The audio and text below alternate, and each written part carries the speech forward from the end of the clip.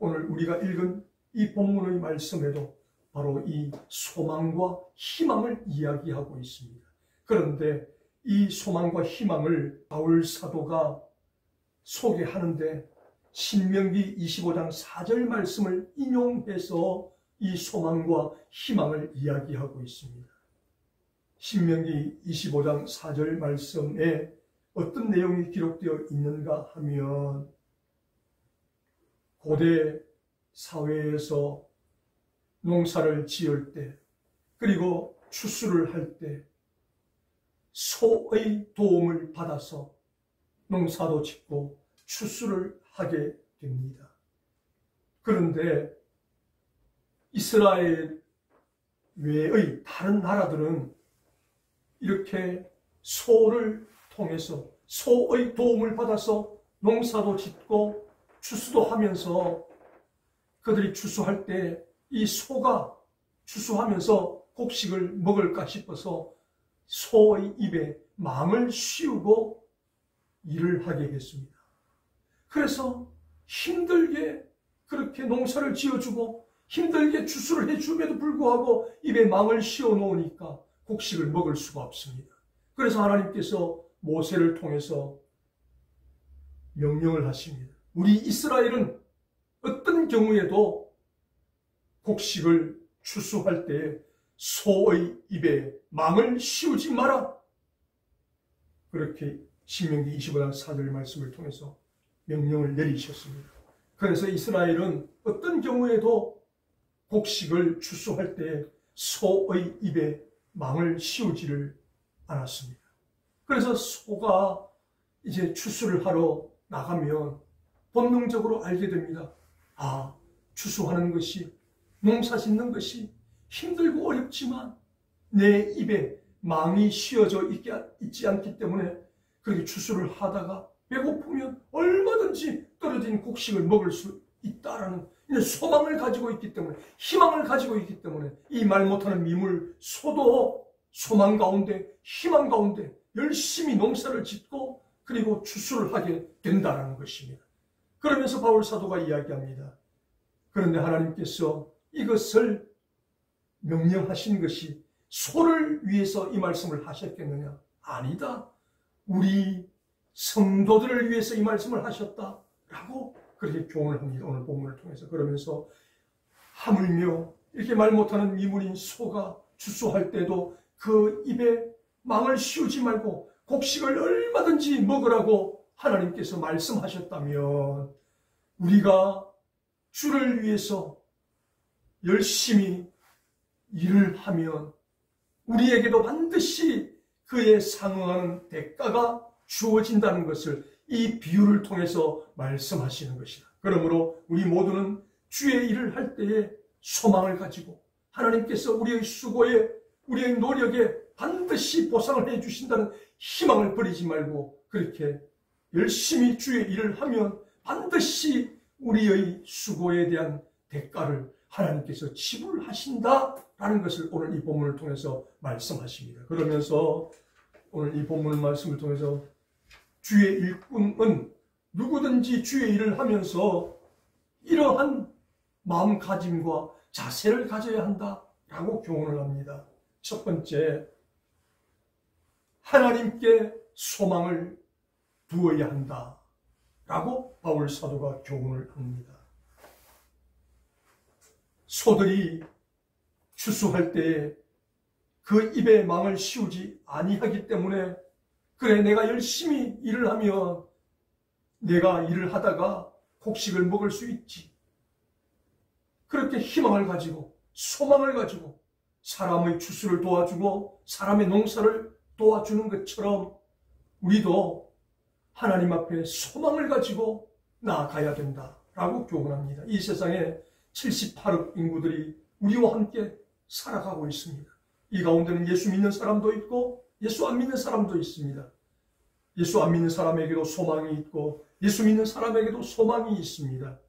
예수 안 믿는 사람의 대부분의 소망은 다 돈과 권력과 명예, 출세 등의 그 소망을 두고 있습니다.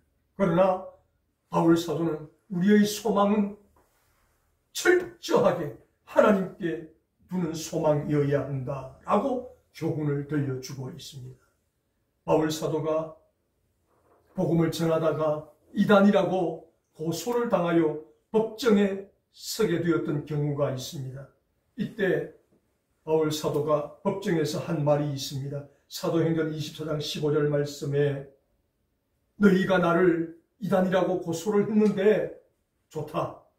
그렇다면 너희 말대로 내가 이단이라면 내가 전하는 이 복음은 망할 것이고 반면에 내가 이단이 아니라면 이 복음은 흥하게 될 것이다 라고 재판정에서 그렇게 진술을 하게 됩니다. 이런 바울 사도의 진술처럼 바울 사도가 소망을 가지고 희망을 가지고 복음을 전했기에 그가 이단이 아니었기에 그가 고백한 대로 그의 전한 복음이 망한 것이 아니라 그의 전한 복음이 흥하고 흥하여 5대양 6대주에 퍼져나가서 오늘날 저와 여러분들이 예수를 믿는 놀라운 일이 일어날 수가 있었다라는 것입니다. 그래서 바울 사도는 주의 일을 하는 자는 제일 먼저 우리의 소망을 하나님께 두어야 된다라고 교훈을 합니다. 만약 우리의 소망을 세상의 헛된 것에 두면 그것이 이루어지지 아니하면 우리는 실망하고 좌절하고 낙담하고 포기할 수밖에 없지만 그러나 우리의 소망을 하나님께 두는 자는 하나님께서 그 소망 가운데로 우리를 인도해 가실 것이기 때문에 우리의 소망을 하나님께 두자라고 첫 번째로 교훈을 하고 있습니다. 시카고 필그림 교회 찬양대 지휘자로 수고했던 토마스 돌시라는 지휘자가 있었습니다. 그가 이 필그림 교회 찬양대 지휘자로 섬기면서 여러 교회들 초청을 받아서 찬양 인도를 하고 찬양 집회를 하는 찬양 사역자로도 활동을 하게 됩니다. 그러던 그가 미국 세인트루스에 있는 한 교회의 초청을 받아서 가서 찬양 집회를 인도하게 됩니다. 한창 찬양 집회를 인도하는 도중에 조그만 쪽지가 이 돌씨에게 전해집니다.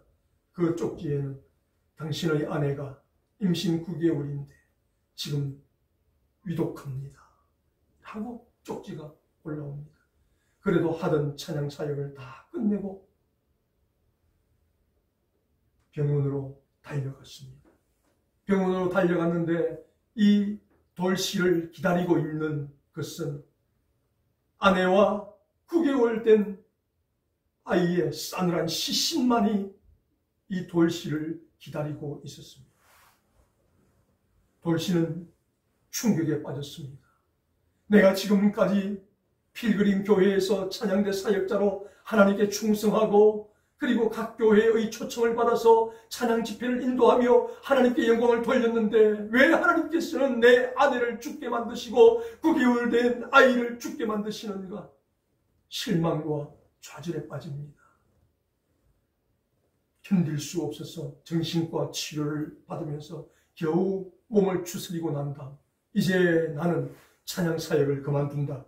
나는 세상 음악으로 돌아간다. 그렇게 결정을 내리고 이제 세상 음악으로 돌아가기로 결정을 합니다.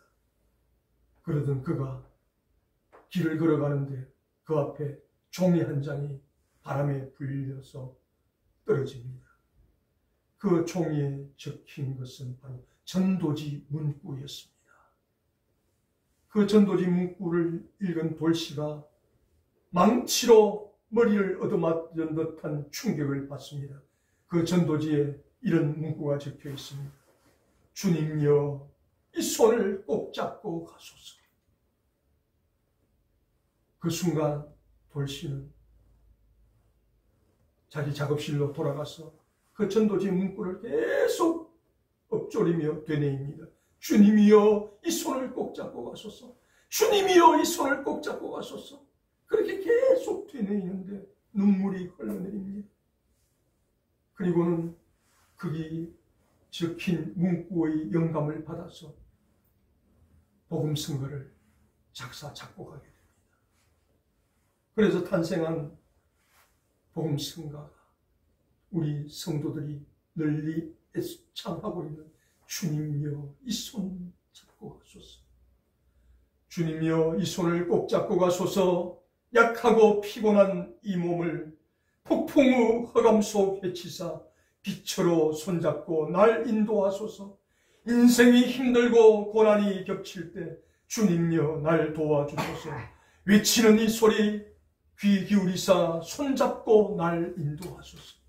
아내가 죽고 9개월 된 아이가 죽은 그 절망적 상황 속에서 주님, 이 절망적 상황 속에서 내 손 잡고 가십시오 라고 고백하며 주님께 소망을 두었더니 하나님께서 이 복음성가를 작사 작곡하게 하시고 자기가 작사 작곡한 이 복음성가를 계속해서 부르게 됩니다. 그러면서 상처받았던, 실망했던, 좌절했던, 낙담했던, 세상 음악으로 돌아가기로 했던 그 마음을 하나님께서 치유해 주셨습니다. 그래서 하나님 앞에 회개하며, 하나님, 제 아내가 죽었다고 해서, 제 아이가 죽었다고 해서 하나님을 원망하며 세상 음악으로 돌아가기로 했던 저를 용서해 주십시오. 주님, 어떤 경우에도 저는 주님께 소망을 두겠습니다. 주님, 세상 끝날까지 제 손을 잡고 가 주십시오. 그렇게 기도하면서 다시 찬양 사역자로 회복되면서 죽는 날까지 하나님 앞에 찬양 사역자로 헌신했던 돌시의 이야기입니다. 이렇게 우리가 살아가노라면 예수 믿는 사람이라도 아내가 죽는 예기치 않는 슬픔이 다가올 수 있습니다. 9개월 된 아이가 산을 시신으로 돌아올 수 있는 그런 경험도 할 수 있습니다. 그러나 그러한 어려운 상황 가운데서 소망을 하나님께 두는 자는 다시 회복할 수 있지만 소망을 하나님께 두지 않으면 회복할 수 없다는 것입니다. 그래서 바울 사도는 우리 예수 믿는 사람, 주의 일을 하는 사람은 제일 첫 번째 조건이 오직 소망을 하나님께 두어야 된다라고 교훈을 합니다. 그러므로 저와 여러분도 주의 일을 한다고 하면서 제일 먼저 우리가 해야 될 일은 좋은 일이 있어도 안 좋은 일이 있어도 우리의 소망은 오직 하나님이심을 고백하며 하나님께 우리의 소망을 둘 수 있는 우리 모두가 될 수 있기를 주님의 이름으로 축복합니다. 그 다음 두 번째로 바울 사도가 이야기합니다. 이렇게 하나님께 우리의 소망을 두고 난 다음 우리가 해야 될 일이 무엇인가? 두 번째 해야 될 일은 수고해야 된다라고 교훈합니다. 오늘 본문을 통해서 밭을 간다, 곡식을 뜬다라는 단어가 있는데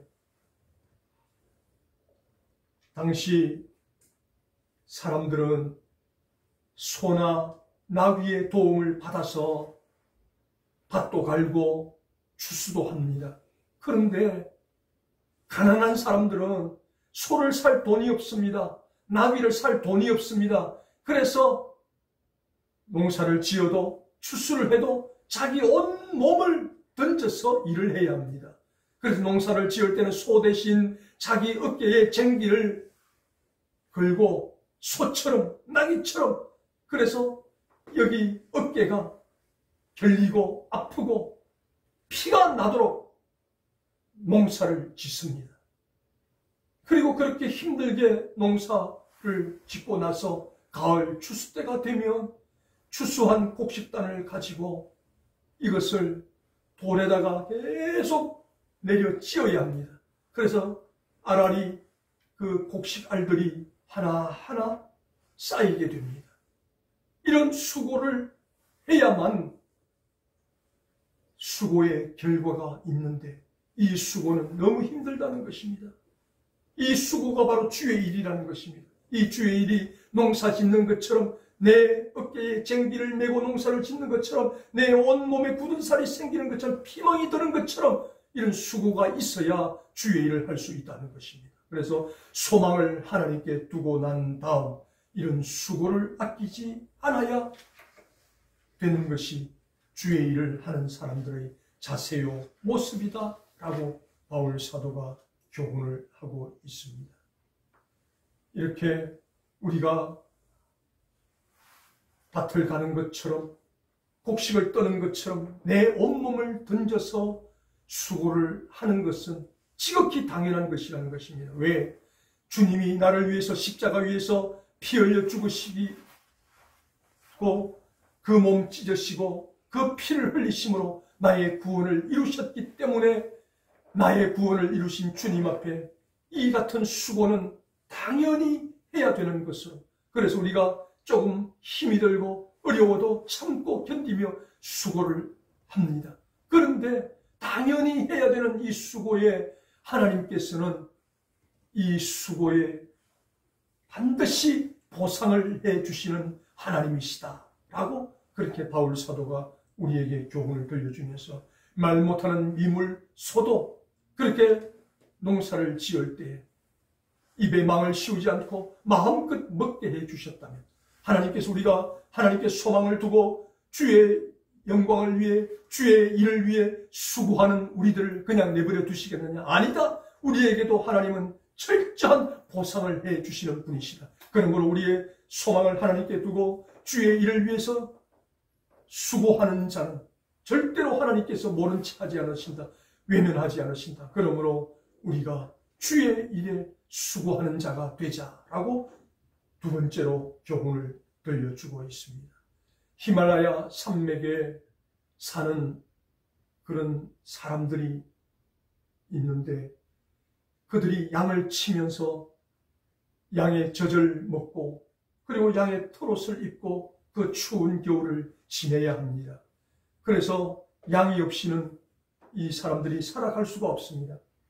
그래서 이 양은 저들에게 있어서 꼭 필요한 것인데 양을 매매할 때 이 히말라야 고산족은 특이한 방법을 사용을 합니다.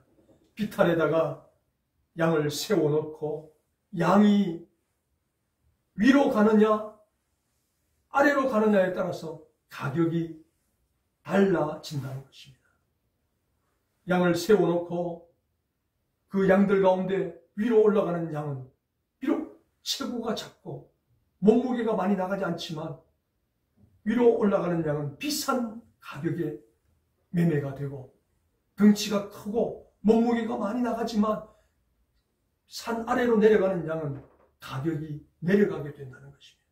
왜냐하면 위로 올라가는 양은 어찌되었든지 간에 나중에 살아날 수 있는데 산 아래로 내려가는 계곡으로 내려가는 양은 반드시 그곳에서 죽게 되어 있다는 것입니다. 그래서 양을 매매할 때 비탈에 세워놓고 위로 올라가는 양은 비싼 가격, 산 아래로 내려가는 양들은 아주 싼 가격에 매매가 되고 흥정이 되는 것이 이 히말라야 고산족의 특징이라는 것입니다. 바로 우리 성도들이 그렇습니다. 이 비탈길에서 위로 올라가면 소망이 있습니다.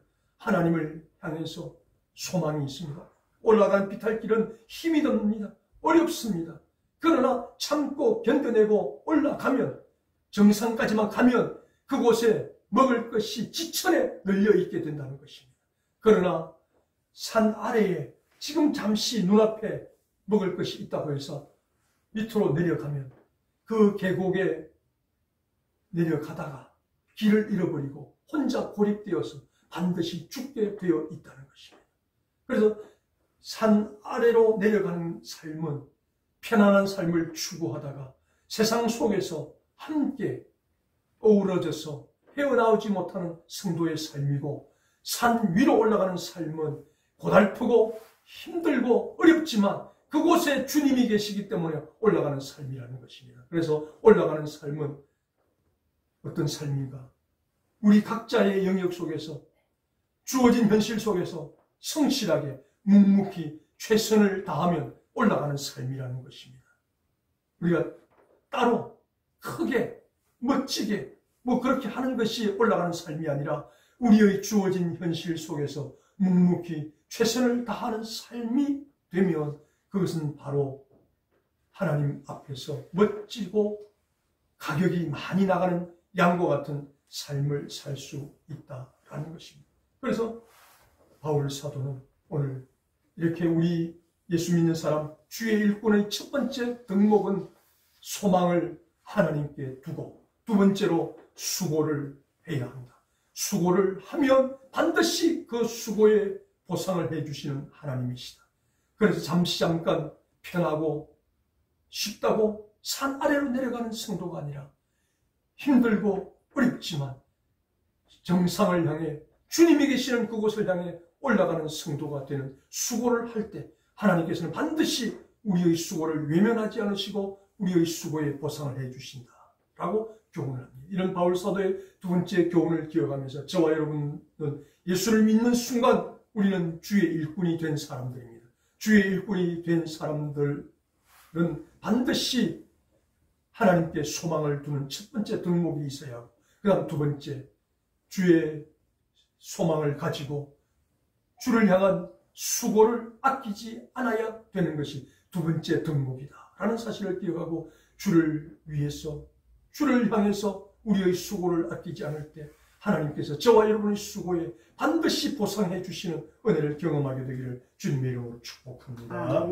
마지막 세 번째로 바울 사도가 이 소의 비유를 통해서 우리에게 세 번째로 이야기합니다. 그 다음에 세 번째로 우리가 무엇을 해야 되는가? 소망이 있는 인내를 해야 한다라고 교훈을 합니다. 소망이 있는 인내를 해야 된다. 무슨 말입니까?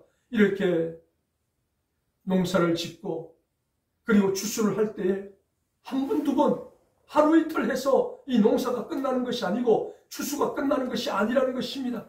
긴 시간 동안 참고 기다리면서 농사를 짓는 인내가 필요하고, 농사를 지었으면 그 다음 추수할 때도 이 추수가 황금 들판이 널려 있어도 그것을 추수하여서 그 곡식 한 단 한 단을 가지고 바위에 내려치는 이 수고가 계속 참고 견뎌내는 인내가 없이는 추수의 수확도 기쁨도 있을 수가 없다는 것입니다. 누구든지 짧은 수고는 다 할 수 있습니다. 잠시의 수고는 다 할 수 있다는 것입니다. 그러나 그 수고를 끝까지 참고 견디며 인내하는 수고가 필요하다. 그래야만 우리의 수고에, 우리의 인내에 놀라운, 좋은, 아름다운 결실을 맺을 수가 있는 것이다.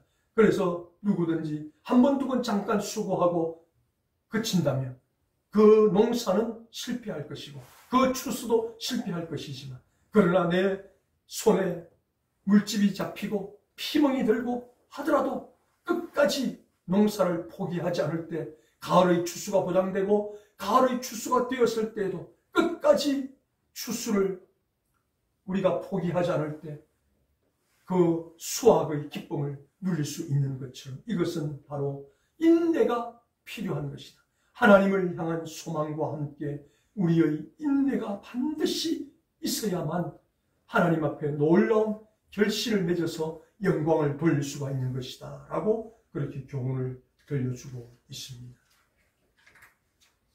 우리는 핸델의 메시아 할렐루야를 한 번쯤은 불러보았고 또 한 번쯤은 들어보았습니다. 그래서 이 핸델의 메시아 44번 할렐루야가 연주되면 모든 사람은 다 일어나서 기립하여서 이 음악을 듣습니다. 그리고 음악이 끝나고 나면 우레와 같은 박수를 보내게 됩니다. 그만큼 이 할렐루야라는 곡에 사람들을 감동시키는 무엇인가 힘이 있기 때문입니다. 그런데 이 할렐루야가 작곡되기까지는 이런 과정이 있었습니다. 핸델은 아주 편안하게 생활을 했습니다. 왜냐하면 캐롤라인 여왕이 이 핸델의 뒤를 다 봐주면서 생활비고 모든 필요한 재원을 다 감당을 해 주었습니다. 그래서 캐롤라인 황제 여왕의 후원을 받아서 핸델은 아주 편안하게 그리고 부족함 없이 살아갔습니다. 그러던 어느 날 캐롤라인 여왕이 세상을 떠납니다. 핸델에게 있어서 가장 큰 후원자요 조력자였던 캐롤라인 여왕이 세상을 떠나자 핸델에게 후원이 끊어지기 시작합니다. 후원이 끊어지니까 이 여왕을 믿고 많은 빚도 졌는데 빚이 늘어나기 시작합니다. 이 빚도 갚을 수가 없습니다. 이제는 완전히 아무것도 없는 거지 신세가 되고 말았습니다. 그래서 내 모양이 왜 이럴까? 그렇게 자기 신세를 한탄하면서 거리를 배회하다가 한 조그만 교회당을 발견하고 교회당에 들어갔습니다. 교회당에 들어가서 풍금 악기 위에 악보가 놓여 있는데 아무도 알아주지 않는 삼류 시인 찰스 제니가 그곳에 시를 적어놓은 글이 악기 위에 있습니다. 이 시를 읽는 순간 핸델이 전기에 감전된 듯한 그런 충격을 받습니다. 어떻게 이런 아름다운 시가 있을까? 그래서 그 시를 붙들고 그 교회의 골방으로 들어갑니다. 그리고 물 한 모금 마시지 않고 그 찰스 제니가 작시해 놓은 시 위에 곡을 붙여 나가기 시작을 합니다. 하루 지나고 이틀 지나고 23일 동안 먹지도 않고 자지도 않고 그렇게 작곡을 한 결과 오늘날 이 연주가 시작되면, 이 연주가 울려 퍼지면 모두가 다 일어나서 함께 그 연주를 듣고 박수를 보내는 할렐루야가 탄생할 수 있었다는 것입니다. 이렇게 핸델이 23일 동안 먹을 것 먹지 않고 물 한 모금 마시지 않고 잠도 제대로 자지 못하고 인내하는 수국을 통과한 끝에 할렐루야라는 44번의 대작품이 탄생할 수 있었다라는 것입니다. 그래서 이 23일 만에 이 작곡을 하고 나서 핸델이 외쳤습니다. 드디어 하나님을 만났다. 그동안은 캐롤라인 여왕이 후원해주는 돈을 가지고 그냥 뜨뜻미지근하게 예수 믿는 것처럼 위선적으로 살아왔는데 내가 이 할렐루야를 작곡하고 나면서부터 내가 정말 하나님을 만났다. 그래서 하나님을 깊이 체험하고 이 핸델이 그 이후로 믿음생활, 신앙생활을 영성 있게 할 수가 있었다라는 것입니다. 이렇게 바울 사도가 우리에게 교훈하는 것은 주의 일을 하는 데는 많은 어려움이 있기 때문에 한 번, 두 번 짧은 수고로 안 된다. 긴 인내가 필요하다. 그래서 우리가 하나님의 자녀라면 우리 모두는 다 주의 일을 하는 자들이다. 주의 일을 하는 자가 기억해야 될 것은 신명기 25장 14절 말씀에 나와 있는 것처럼 하나님께서 농사를 지을 때, 추수를 할 때 소의 입에 망을 씌우지 말고 그 소가 마음껏 먹으면서 일할 수 있도록 환경을 조성해 주라고 말씀하셨는데, 이것은 소를 가리켜 말씀하신 것이 아니라 주의 일을 하는 우리를 위해서 하신 말씀입니다. 그래서 말 못하는 미물 소도 마음껏 먹을 수 있는 소망이 있기 때문에 추수 때마다 기뻐하면서 그 추수를 할 수 있는 것처럼 우리에게도 하나님은 우리가 하는 수고, 우리의 인내 결코 외면하지 않으신다. 우리가 하나님께 소망을 두고 하나님을 위한 수고를 하고 이 수고를 끝까지 참고 견디며 인내하며 반드시 우리에게도 이런 하나님의 은혜와 보상은 주어지는 것이다. 그러므로 주의 일을 하고자 하는 자는, 주의 자녀라고 하는 자들은 반드시 소망을 하나님께 두고 주를 위해서 수고하고 수고하되 끝까지 참고 기다리면서 인내하는 수고가 있을 때에 하나님께서 우리에게 은혜를 베푸실 것이다 라고 오늘 이 본문을 통해서 교훈을 들려줍니다. 그렇다면 저와 여러분, 우리 모두는 다 각자 삶의 형편과 영역이 다릅니다. 하나님은 그것을 너는 이렇다, 너는 저렇다 구분하거나 차별하지 않으십니다. 목사는 목사대로, 사모는 사모대로, 평신도는 평신대로 각자의 현실 속에서, 영역 속에서 소망을 하나님께 두고 최선을 다해서 수고하고 끝까지 참고 기다리면서 인내하면서 수고하면 저와 여러분의 그 소망을 가진 수고에, 소망을 가진 인내에 반드시 놀라운 결실을 맺게 하신다는 사실을 기억하고 이제부터 다시 한번 우리의 소망을 하나님께 두고 하나님을 향한 수고를 아끼지 않고 하나님을 향한 인내를 아끼지 않고 우리가 열심히 최선을 다할 때 하나님께서 우리의 수고에, 우리의 인내에 보상과 은혜를 베풀어 주시는 경험을 할 수 있게 되기를 주님의 이름으로 축원합니다.